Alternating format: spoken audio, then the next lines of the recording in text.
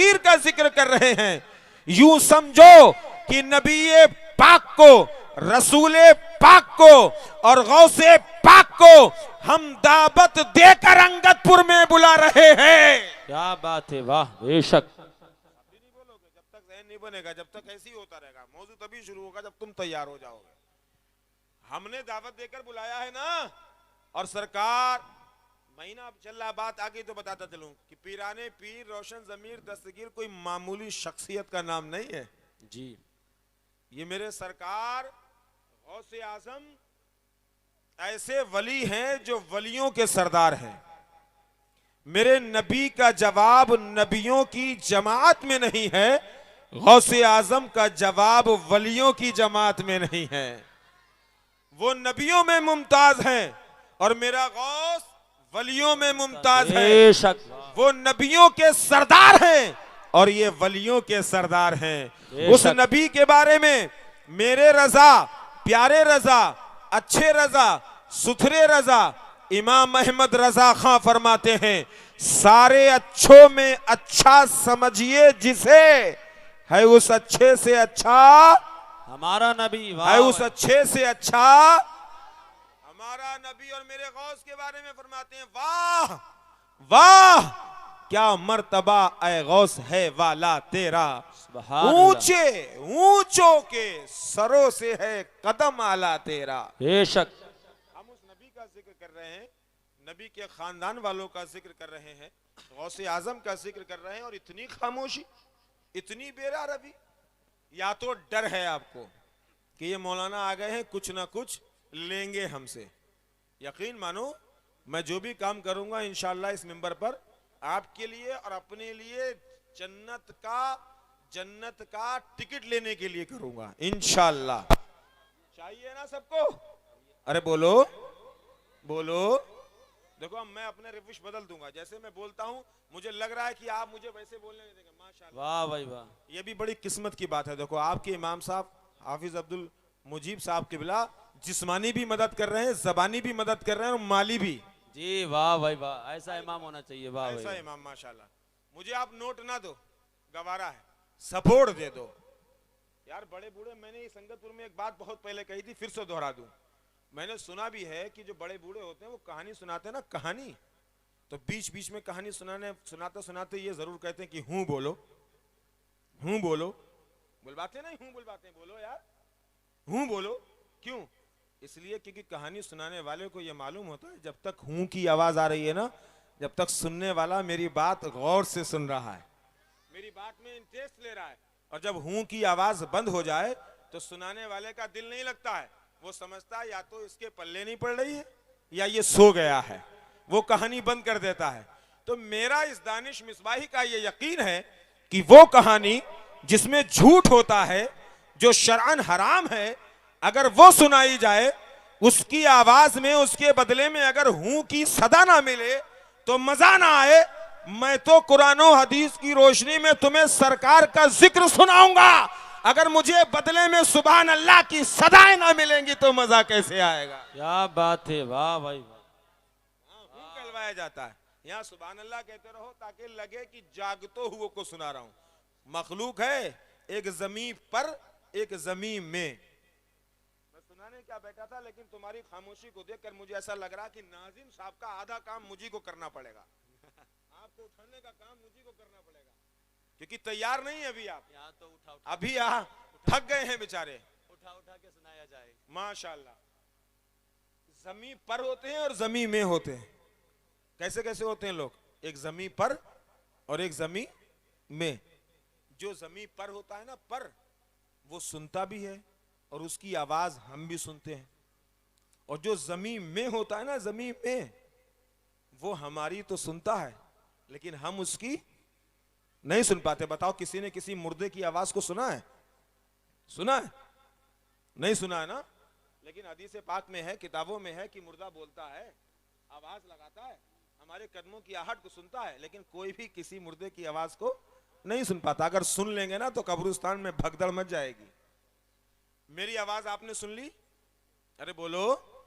मैंने अपनी जिंदगी का सबूत दे दिया कि मैं जिंदा हूं। अगर तुम्हारी आवाज मेरे कानों तक ना आई ना तो मैं क्या समझूंगा कि पर वाले हो या मे वाले हो। अरे सबूत तो दे दो यार, क्योंकि मुर्दों की आवाजें सुनाई नहीं पड़ती हैं। अगर वाकई जिंदा हो तो सबूत दो, बोलो एक बार। अब तुम कहोगे यार मौलाना कैसे देख रहे हैं हम जिंदा बैठे हैं तब भी हमें जिंदा नहीं कह रहे हैं। बताओ हमें बताना क्या था। मुझे आप तैयार, मुझे जब तक तैयार नहीं होगे मैं ऐसे ही करता रहूंगा। ये सब बेचारे बैठे हैं मेरे खानदान वाले, चाहे नंबर ना आवे कोई बात नहीं, तुम्हें तैयार करूंगा इंशाल्लाह। क्योंकि मुझे अभी काम बहुत करना है। मेरे इमाम साहब ने, मौलाना ताज मोहम्मद साहब ने मुझे एक बहुत बड़ी जिम्मेदारी दी है, वो मुझे भी निभाना है। अब वो जिम्मेदारी निभाने के लिए मुझे पहले तुम्हें जगाना पड़ेगा। जी वाह भाई वाह। जिंदगी ये नहीं है खाली चल लिए फिर लिए खा लिया पी लिया। जिंदगी जिंदा दिली का नाम है। जिंदगी बेशक जिंदा दिली का नाम है। मुर्दा दिल क्या खाक जिया करते हैं। अगर जिंदा हो तो आवाज लगाओ, यही खामोशी है। एक कड़वी बात बताता हूं, डरता किसी के बाप से नहीं हो। इन रगों में खांसाबी खून भी है और इस जिगर में इश्क मुस्तफा भी है। बेशक डरता किसी के बाप से नहीं है। खुलेआम बात बता रहा हूं कि इस खामोशी की वजह से आज हिंदुस्तान की जमीन पर कुछ कुत्ते ऐसे पैदा हो गए हैं जो सरकार की शान में गुस्ताखियां कर रहे हैं। अल्लाह वालों तवज्जो चाहूंगा, वाह वाह। आज यही खामोशी जी है वाह। जो हमारे लिए एक ठप्पा बन गई है। हमने बोलना छोड़ दिया। आज वसीम रजवी जैसे कुत्तों ने, उन सुअरों ने, उन नहंजारों ने, उन खंजीरों ने मेरे सरकार की शान में गुस्ताखियां करना शुरू कर दी। मैं हुकूमत हिंद को इस अंगतपुर के मिंबर से ये चैलेंज करता हूं कि सुन्नी मुसलमान का बच्चा बच्चा सब कुछ कुर्बान कर देगा, अपने सर को कटा देगा, लेकिन सरकार की इज्जत पर आंच आने नहीं देगा। हाय बिल्कुल हक है। नारे तकबीर, नारे रिसालत, मसलके आला हजरत, मजहब इस्लाम, मजहब इस्लाम। वाह भाई वाह, माशाअल्लाह माशाअल्लाह, बहुत उम्दा, बहुत अच्छा पैगाम माशाअल्लाह। अब भी नहीं बोलोगे? अगर हमने बोलना सीख लिया होता ना तो इनकी जबानें पहले ही हलक से बाहर निकाल चुके होते। हमने इन्हें इस लायक नहीं छोड़ा होता, लेकिन अफसोस हमने बोलना बंद कर दिया, उन्होंने भौंकना शुरू कर दिया। उन्होंने भौंकना शुरू कर दिया। मेरे अजीजों याद रखो, याद जब से सरकार दो आलम सल्लल्लाहु अलैहि वसल्लम जाहिरन इस दुनिया में तशरीफ लाए, वरना मेरे सरकार तो जब भी थे जब कुछ भी ना था। वाह लगाकर मैंने अपने आप को आजाद कर लिया। जब तशरीफ लाए हैं ना, जब से लेके आज तक कभी सरकार की शान में ऐसी गुस्ताखी नहीं हुई है जैसी अब हिंदुस्तान में हो रही है। हिंदुस्तान में हो रही है और हुकूमत हिंद उसे सपोर्ट कर रही है, उसके लिए सिक्योरिटी डाली जा रही है। अरे यकीन मानो, हम जब 313 थे ना, जब भी हमने सरकार की अजमत पर कभी आंच आने ना दी थी। है बेशक बेशक बेशक। वाह, क्या करबला को भूल गए जब 72 थे? वहां सरकार की बात तो बहुत बड़ी बात थी। सिर्फ सरकार ने जो हमें शरीयत दी है ना, उसका नक्शा बिगाड़ा जा रहा था जी। शरीयत मुस्तफा पर हमला हो रहा था। बहुत बहुत बेहतर जुमला दे रहा हूं मेंबर वालों की खास तवज्जो।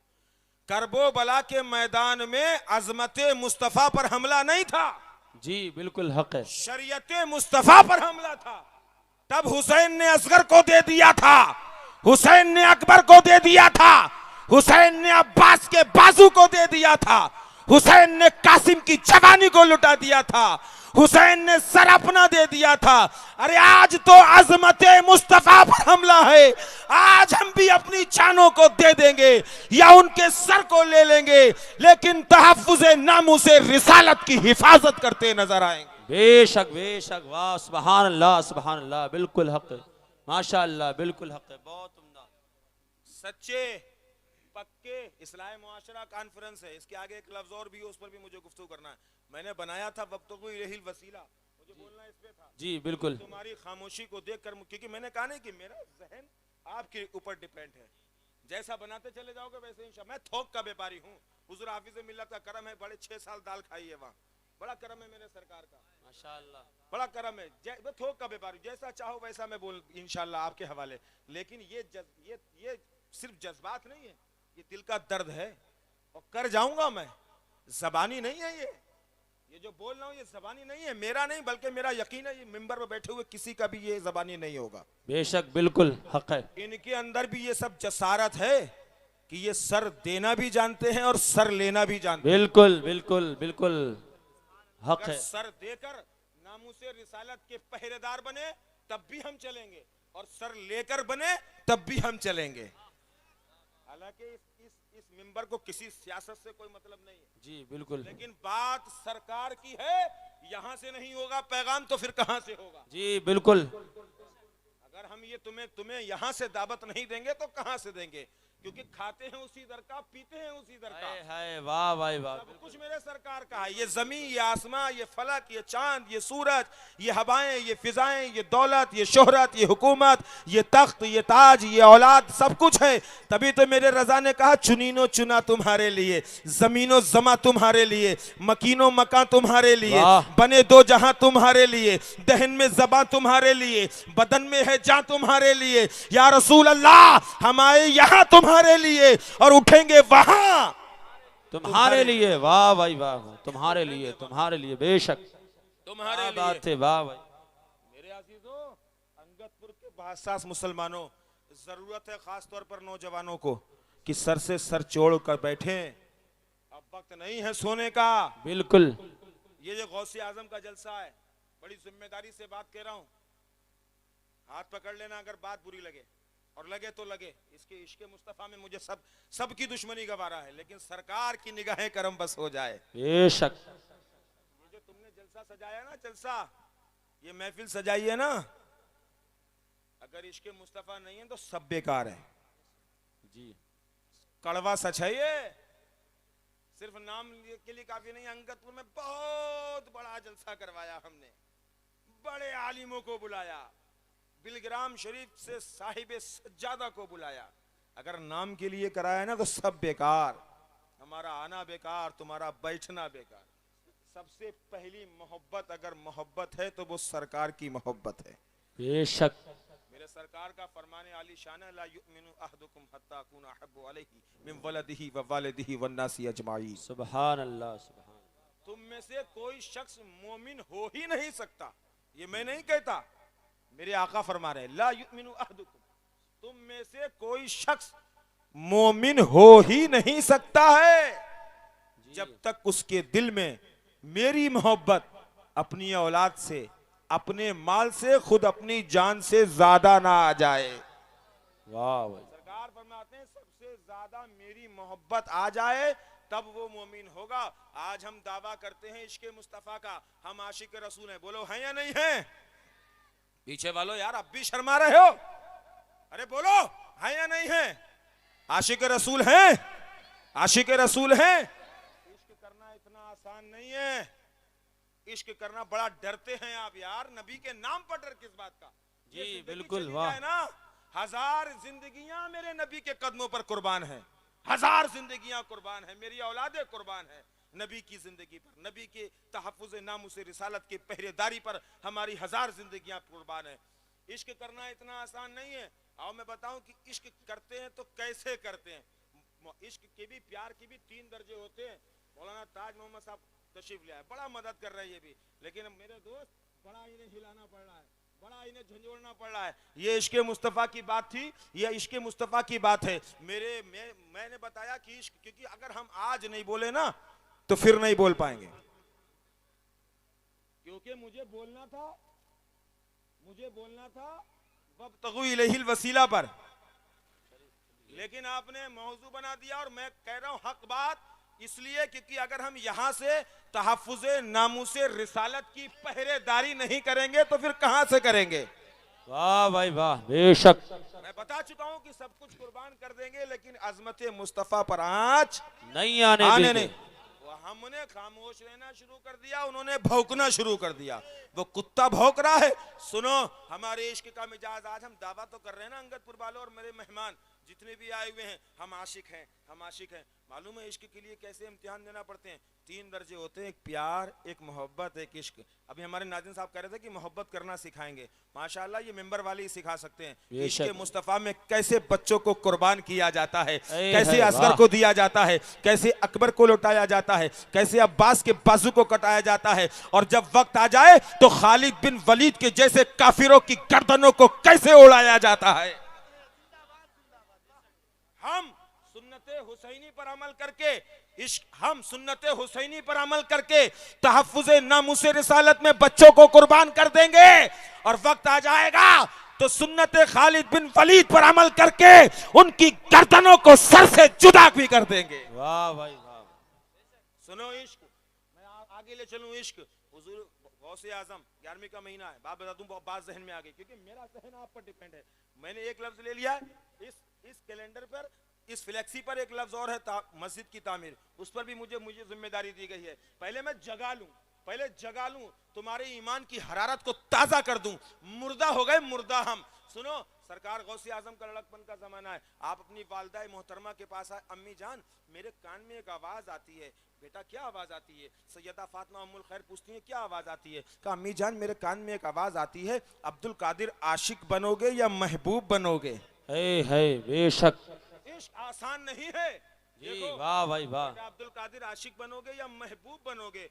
सैयदा फातिमा उम्मुल खैर फरमाती हैं बेटे फिर आपने क्या सोचा? कहा अम्मी जान मैं क्या जवाब दूं? कहा ऐसा है बेटा, ये जवाब देने में जल्दबाजी ना करना, इस पर आने वाला कल मुनासिर है। ऐसा है अपनी बस्ती में उधर कोने पर, वहाँ कोने पर एक किनारे पर एक अल्लाह वाले रहते हैं। जाहिरन तो उनके कपड़े फटे हैं, जाहिरन तो उनके बाल बिखरे हुए हैं, जाहिरन बहुत बोसीदा हाल हैं। जाओ उनके पास चले जाओ और उनसे इस सवाल का जवाब ले लेना। मेरे अजीजों तुम्हारे इश्क को झंझोड़ना चाहता हूँ। ऐ अंगदपुर वालों और आए हुए मेहमानों, अपने अंदर हरारत ईमानी को उजागर करो, अपने गिरेवानों में झांक कर देखो क्या वाकई हम सच्चे आशिक हैं। अगर हम सच्चे आशिक होते ना तो हमें रातों को नींद नहीं आती जिस तरीके से वो कुत्ता सरकार की शान में गुस्ताखी कर रहा है, कुरान पाक की आजमत पर हमले कर रहा है, 26 आयतें कुरान की निकालने की बात कर रहा है, मोहम्मद नाम से किताब लिख रहा है, खुलफाए राशिदीन की शान में गुस्ताखिया करना है। अल्लाह हमें नींद कैसे आ रही है? अल्लाह हमारे मुंह में खाना कैसे चल रहा है? अफसोस कि हमने मुत्तहिद रहना छोड़ दिया।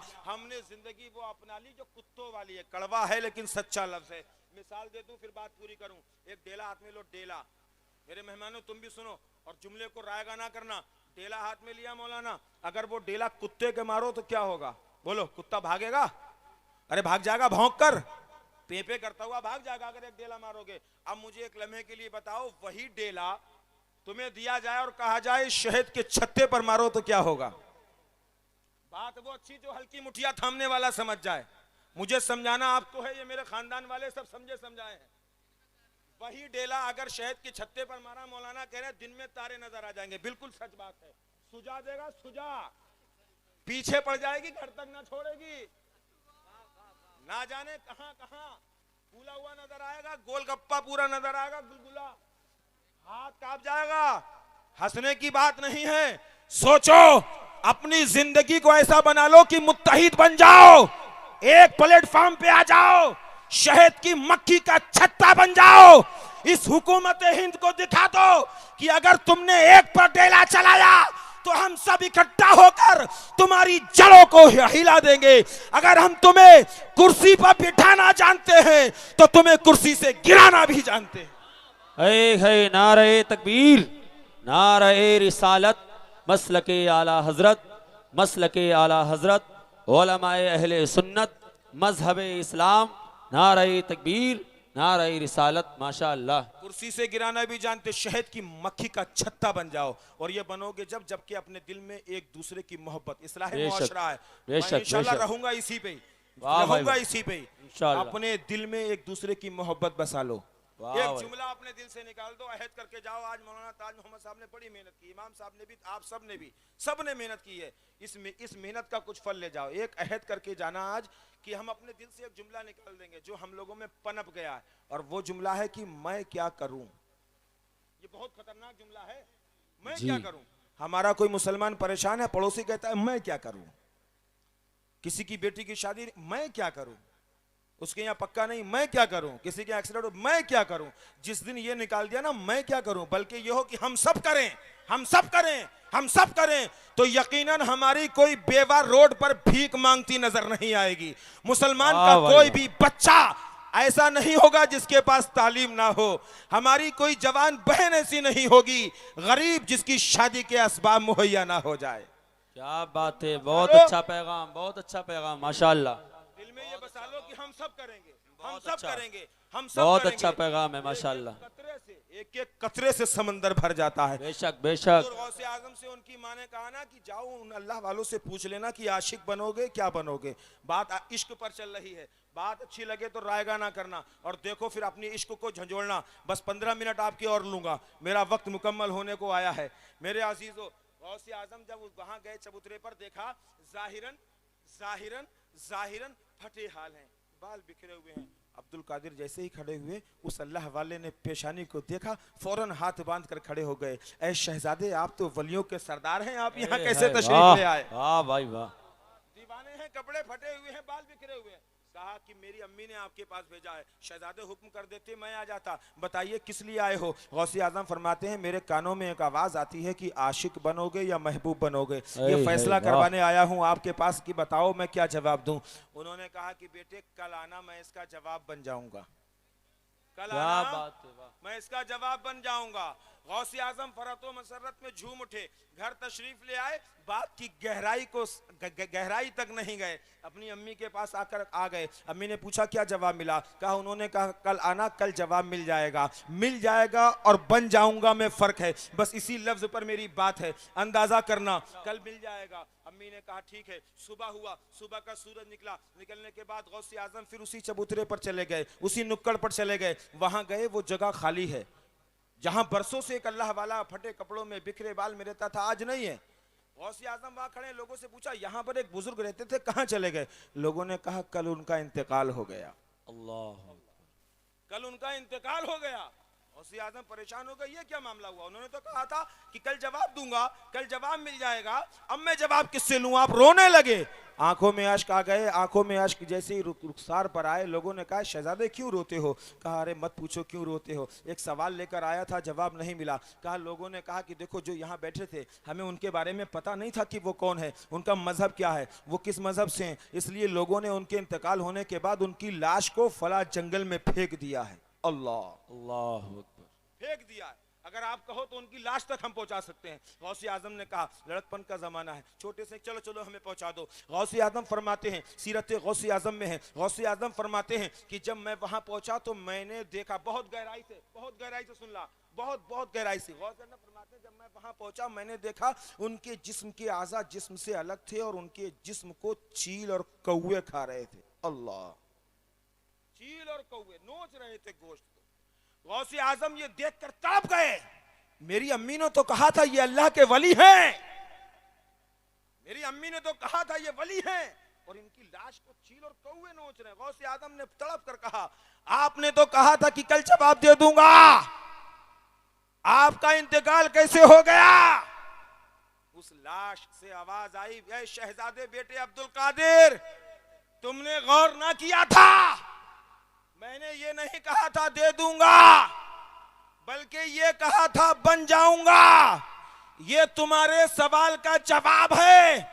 अगर इतनी बर्दाश्त करने की ताकत हो तो आशिक बनना, वरना महबूब बनने में भलाई है। क्या बात है, वाह भाई वाह, माशाअल्लाह, क्या बात है। इश्क में ऐसी मंजिलों को पार करना पड़ता है, ऐसी मंजिलों को पार करना पड़ता है। आज हम अपने आप को आशिक कहते हैं, जब माल खर्च करने की बारी आती है तो बगले झांक लेते हैं, जब जान देने की बारी आती है तो मुंह छुपा लेते हैं, जब जलसों में बोलने की बारी आती है तो निगाहें नीची कर लेते हैं। हम कैसे आशिक हैं यारो? इश्क करना हो तो देखो इश्क की मंजिल क्या है। गौसे आजम फरमाते हैं कि मैंने अहद कर लिया कि अब तो मैं आशिक ही बनूंगा।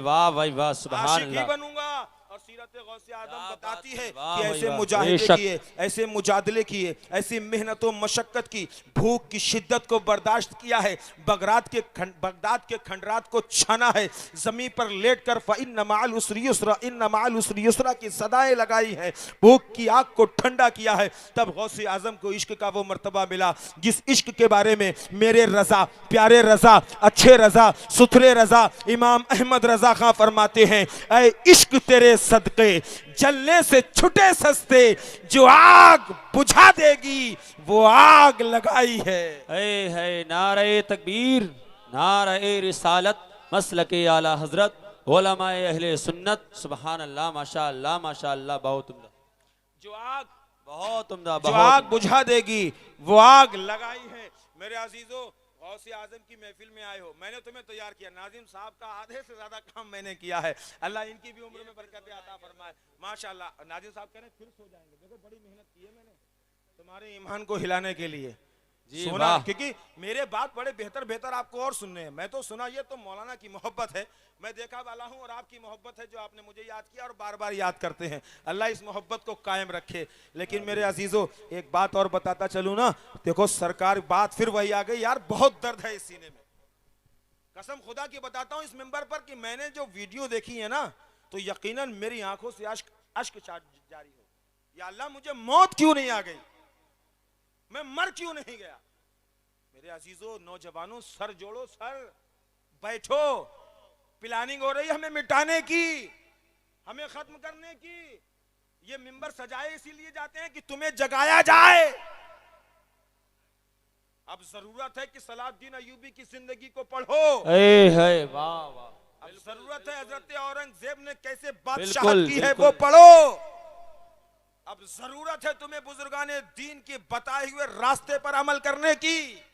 अब जरूरत है तुम्हें इस चीज की कि अपने सर को खुदा की बारगाह में झुका दो, अल्लाह सारी कायनात को तुम्हारे कदमों में झुका देगा। वाह भाई वाह वाह, क्या बात है, वाह भाई वाह, मेरा दावा है वाह और भाई मेरे वाह। रब ने वाह। वादा किया है कि कायनात की सारी चीजें हमने तुम्हारे लिए पैदा की हैं, और तुम्हें वमा खलक़तुल जिन्ना वल इंसा इल्ला लियअबुदून, तुम्हें अपनी इबादत के लिए पैदा किया है।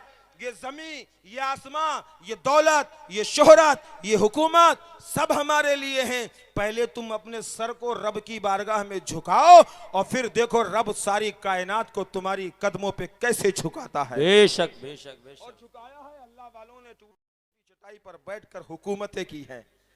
इश्क इश्क ऐसा नहीं होता। हज़रत सिद्दीक़ अकबर से पूछो, इश्क दस्तरखान पर बैठे हैं, बात जहन में आगे बता दूं। वाह भाई वो नालायक नाहंजार सरकार के साथ साथ खुलफाए राशिदीन की शान में गुस्सा क्या करता है।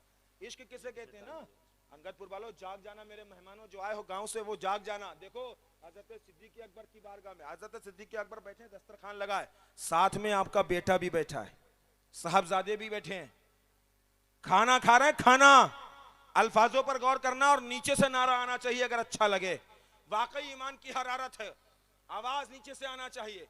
हजरत सिद्दीक़ अकबर खाना खा रहे हैं और आपके साहबजादे बैठे हैं। साहबजादे क्या कहते हैं, अब्बू जान आपको मालूम है मैदाने बदर में ना आप नबी की तरफ से आए थे और मैं काफिरों की तरफ से था। अल्फाजों पर गौर करना। बेटा कह रहा है बाप से, सिद्दीक़ अकबर से, अब्बू जान मैदाने बदर में आपके हाथों में नबी मुस्तफ़ा ने तलवार दी थी, मेरे हाथों में अबू जहल का की, मैं काफिरों की तरफ से था। अब्बू जान कई मर्तबा मेरी तलवार की जद में आए लेकिन बाप समझकर मैंने छोड़ दिया। तड़क कर सिद्दीक़ अकबर ने जवाब दिया, कसम है परवरदिगारे आलम की, कसम है उस रब की जिसके दस्ते कुदरत में सिद्दीक की जान है, ऐ मेरे बेटे अगर तू एक बार भी मेरी तलवार के नीचे आ जाता तो मैं अपने आका की मोहब्बत में तेरा सर काट कर रख देता। अल्लाह अकबर, या रसूल अल्लाह, या रसूल अल्लाह, बहुत उम्दा, माशाअल्लाह, बहुत उम्दा, जिंदाबाद, माशाअल्लाह, सुभान अल्लाह। इस बच्चे की उम्र में बरकत अता फरमाए। आमीन बोलते हुए भी शर्मा रहे क्या? तुम्हारे लिए भी दुआ हो जाएगी, तुम भी जरा मचल कर कहो सुभान अल्लाह। यकीनन इस महफिल में फरिश्ते भी हैं और मेरा ईमान है कि जिनकी महफिल सजाई है यकीनन वो भी इसे देख रहे हैं और सुन रहे हैं बेशक। यकीनन। तो इश्क की देखो वाकयात, करामतें बहुत सुनते हैं। अगर जिंदगी ये सब जितने बैठे ना, हम सब मर जाए ना सुनाते सुनाते, तब भी सरकार गौसे आजम की करामतें खत्म होने पर नहीं आएगी। बिल्कुल हक है, बेशक। लेकिन ये वक्त है, मैं अब मिंबर वालों से भी दस्त बस्ता अर्ज करता हूँ, ये सब मेरे खानदान वाले हैं, कि हमें अब जरूरत है इस कौम को जगाने की। बेशक, बिल्कुल। बहुत करामतें सुना ली हमने, बहुत अच्छा पैगाम है, माशाल्लाह, बहुत उम्दा। मेरी बात दिल पर लगे मुझे माफ करे, लेकिन ये सबकी जिम्मेदारी है। बहुत सुना ली हमने करामतें, फ्री में जन्नत के टिकट बांट दिए हमने। वाह भाई वाह। एक बार कहो जन्नत मिल जाएगी, ऐसे कहो, यकीनन ये बातें हक है, सवाब मिलेगा। लेकिन हमने जहन्नम की दहती हुई आग के बारे में इन्हें ना बताया, जहन्नम की पादियों के बारे में हमने इन्हें ना बताया, जहन्नम के कम से कम आजाब के बारे में हमने इन्हें ना बताया। हमने सोच लिया कि फ्री में जन्नत है। मेरे दोस्तों, तुम जाग जाओ, वरना वो वक्त दूर नहीं है कि सरकार की शान में गुस्ताखियां हो रही, हमें भी घरों से निकाल निकाल कर मारा जाए। अभी त्रिपुरा के हालात तुम्हारे सामने हैं। मेरे अजीजों, नामुसे रिसालत के सच्चे पहरेदार बन जाओ, सिद्दीक अकबर जैसे आशिक बन जाओ। अब मैं एक बात और कहता चलूं, अगर इश्क में मर गए ना तो बहुत आसान, बहुत आसान। देखो, आलिम बनना मुश्किल है, 9 साल पढ़ेंगे तो कहीं जाकर मिलेगी। अगर मुफ्ती बनना है तो 10 साल 12 साल। हाफिज बनना है तो मेहनत कर ली 2-2.5 साल। वली बनना है तो बहुत ज्यादा मुजाहिदे, मुजादले, इबादतें, रियाजतें, तकबा सब करना पड़ेगा। विलायत का दरवाजा खुला है, मिल जाएगा। एक मर्तबा अल्लाह ने हम लोगों के लिए ऐसा रखा है ना, 1 सेकंड लगता है, 1 सेकंड लगता है, आलिमों से अफजल हो जाते हैं, हाफिजों से अफजल हो जाते हैं, मुत्तकी से अफजल हो जाते हैं, परहेजगारों से अफजल हो जाते हैं। और वो मर्तबा मर्तबे शहादत है। एक लम्हा लगता है नबी के नाम पर जान देने में कि जमीन की पस्तियों से उठाकर रब जन्नतुल फिरदौस का हकदार बना देता है और नाम के आगे शहीद लिख जाता है। अगर मर गए तो शहीद और बच गए तो गाजी, और दोनों मर्तबे अफजल हैं। मर गए तो शहीद, बच गए तो गाजी। ये अज़्म कर लो, सर से सर जोड़ो और हुकूमत हिंद को पैगाम दो। आओ अब एक बात और बताऊं, आखिरी मरहले पर इस्लाह मुआशरा कॉन्फ्रेंस के दूसरे टुकड़े पर चलता हूं। मौलाना, इस्लाह मुआशरा कॉन्फ्रेंस के दूसरे टुकड़े पर चलता हूं। इस पर जो दूसरा टुकड़ा लिखा है वो लिखा है तामीर मस्जिद। आज हवादिस जमाना ये अगयार ये समझते हैं कि हम मस्जिदों को नाउज़ुबिल्लाह मुनहदिम करके मुसलमानों के ईमान को मजरू कर लेंगे। ऐसा होगा क्या? नहीं। अरे बोलो होगा। देखो, और नबी थे जिनके लिए जगहें फिक्स थी, यहाँ आकर नमाज पढ़ोगे। ये तो उम्मत मोहम्मदिया पर बहुत बड़ा करम है मेरे सरकार का, जब अपनी जमीन नबुव्वत को इस जमीन पर मेरे सरकार ने रखकर फरमाया ना, रब्बे हबली उम्मती, रब्बे हबली उम्मती, ऐ मौला मेरी गुनहगार उम्मत को बख्श दे। तो मेरे रब ने क्या इनाम दिया हम गुनहगारों को? ऐ फरिश्तों गवाह हो जाओ, इस पूरी जमीन को मैंने मस्जिद बना दिया है। क्या बात है, वाह भाई वाह। इस पर माथा मेरे महबूब का लग गया है। अब जहां चाहो मस्जिद बना लो। आज हम और आप तामीर मस्जिद के लिए भी इकट्ठा हुए हैं। मेरे अजीजों, बड़ी मेहनत करते हैं आप, जान देने की बात करते हैं, माल देने की बात करते हैं, औलादे कुर्बान करने की बात करते हैं। माशाल्लाह, आपने बड़ा बेहतर मेरे जरिए से मेहनत आपने की। अल्लाह के प्यारे महबूब ने, उसका एहसान है कि मुझसे ये काम लिया और आपके मदरसे का काम मुकम्मल हो गया। आज फिर मुझे जिम्मेदारी दी गई है मस्जिद की तामीर की। क्या सब आप चाहते हैं कि मस्जिद बनाई जाए? अब उठेगा नहीं कोई, उठेगा नहीं कोई। जो चाहता है हाथ उठाओ जरा यार। अभी पीछे वाले नहीं उठा रहे। मेरे भाइयों, नीचे ना करना, 2 मिनट रुक जाओ। पीछे वालों शर्म करो, शर्म। खुदा के घर की बात है यार, खुदा के घर की बात है। माशाल्लाह, अल्लाह इन उठे हुए हाथों की लाज रख ले। आमीन आमीन। अल्लाह इन उठे हुए हाथों की लाज रख ले। मौला, हम तेरे घर बनाने की बात कर रहे हैं। हम अपना घर बनाते हैं और हमारा घर कौन बनवाता है? रब। अरे सब कुछ रबी का तो है, बेशक अल्लाह ही का तो है। अल्लाह जिसे चाहे जिंदगी दे, जिसे चाहे मौत दे। अल्लाह चाहे हमें कुत्ता बनाए, बिल्ली बनाए, भेड़ बनाए, मच्छर बनाए, ये उसका एहसान है कि हमें इंसान बनाया है, बेशक। और ये उसका उससे भी बड़ा एहसान है कि मुसलमान बनाया है। उससे भी बड़ा एहसान है कि नबी, आखिरी नबी की उम्मत में पैदा फरमाया है। ये अल्लाह का एहसान है कि हमसे काम ले रहा है। कोई मस्जिद में पैसा दे या चंदा दे या सामान दे, ये सोच कर ना दे कि हमने दिया है। सच्ची बात बता रहा हूं, बेकार हो जाएगा इसमें इतना हमने दिया। बल्कि ये सोचे कि ये अल्लाह तेरा एहसान है कि तूने हमारे पैसे को अपनी बारगाह में कबूल किया है। बेशक बेशक। ये इमाम साहब मौलाना ताज साहब बड़ी मेहनत कर रहे हैं इस मस्जिद के मामले में, आप सबको इकट्ठा कर रहे हैं। मस्जिद बनाने का मतलब देखो वो तो सवाब है ही है, लेकिन एक बहुत बड़ी नेमत है कि जो दुनिया में खुदा का घर बनाता है अल्लाह जन्नत में उसके लिए महल बनाता है। सुभान अल्लाह। इस महफिल में आए हो अपने अपने नाम जन्नत का महल लिखवा लो। अभी मैं कह रहा था जन्नत का टिकट बांटते हैं, देखो ये यकीनन हमें नामूसे रिसालत की हिफाजत भी करना है, और ये भी सच है कि जन्नत का महल भी जब ही बनेगा जब मस्जिद बनवाओगे, और मस्जिद भी ऐसी ना हो जैसा कि कहा एक शायर ने कि मस्जिद तो बना ली पल भर में, ईमा की हरारत बालों ने, मन अपना पुराना पापी था बरसों में नमाजी बन ना सका। संभल जाओ, जो मस्जिद बनाएगा ना अल्लाह उसके लिए जन्नत में महल बनाएगा। सबूत ले लो, फिर मैं बताता हूं कि आपको क्या करना है। सबूत ले लो, मैं जो बात कहता हूं सबूत के साथ सबूत लो। खलीफा हारून रशीद का दौर है, इरादा किया कि मस्जिद बना लें, लेकिन यह भी इरादा किया कि सारा पैसा मैं अपना ही लगाऊंगा, किसी दूसरे का नहीं लगाऊंगा। मस्जिद बना ली। एक मजदूर था, दो रिवायतें हैं, एक में लकड़हारा मिलता है और एक में मिलता है मजदूरी करने वाला। जिसमें मजदूरी करने वाला उसमें उसका नाम अब्दुल सत्तार मजदूर बगदादी बताया गया है, और जिसमें लकड़हारा उसमें नाम नहीं है। बहरहाल एक रिवायत भी हम बात करते हैं। अब्दुल सत्तार मजदूर जो बगदादी था, उसने उसके दिल में भी हुआ यार मैं भी मस्जिद में लगाऊं। उसने क्या किया, उसने एक हिकमत अपनाई और कैसी भी करके उसमें इमदाद कर दी। सुनो आखिरी बहुत तेजी में।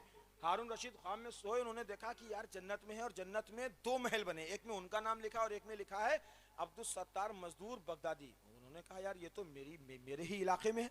वो उसमें घुसना चाहा ना तो मना कर दिया फरिश्ते ने, यहाँ नहीं जा सकते। कहा ये मकान किसका है? कहा ये मकान तुम्हारा है। ये किसका है? कहा ये एक मजदूर का है। कहा मुझे ये मकान क्यों मिला? कहा तूने दुनिया में खुदा का घर बनाया इसलिए अल्लाह ने जन्नत में तेरे लिए महल बनाया है। सुभान कहा इसे क्यों मिला? क्या इसे भी उसी नेमत पर मिला है। दुनिया में आए आज इसने दुनिया में अल्लाह का घर बनाया, इसे मिला। क्या कैसे बनाया? सुबह हुआ, उसने इलाके में आवाज लगवाई, उस मजदूर को बुलाया, ये बता तूने क्या किया? उसने कहा सरकार मामला ये है कि मैंने दिन भर की मजदूरी से पैसा इकट्ठा जो मुझे मिला था दिहाड़ी का, मैंने चंद ईंटें खरीद ली थी और वो ईंटें ले जाकर मैंने आपकी ईंटों में मिला दी थी। वो ईंटें आपकी ईंटों में मिला दी थी, वो ईंटें लग गई, अल्लाह ने मेरा भी घर जन्नत में बना दिया। अब मैं ये चाहता हूं कि मेरी बात मुकम्मल हो गई। मैं तुम्हें तहफ्फुज़ नामूस रिसालत का पहरेदारी का पैगाम देना था, दे चुका हूं। अब मैं अपना दूसरा फरीजा अंजाम दे लूं। अब मैं ये चाहता हूं क्या कोई ऐसा है जो इस अंगदपुर की सरजमी पर खुदा के घर के लिए ईंटें देना चाहता हो? अभी ना हो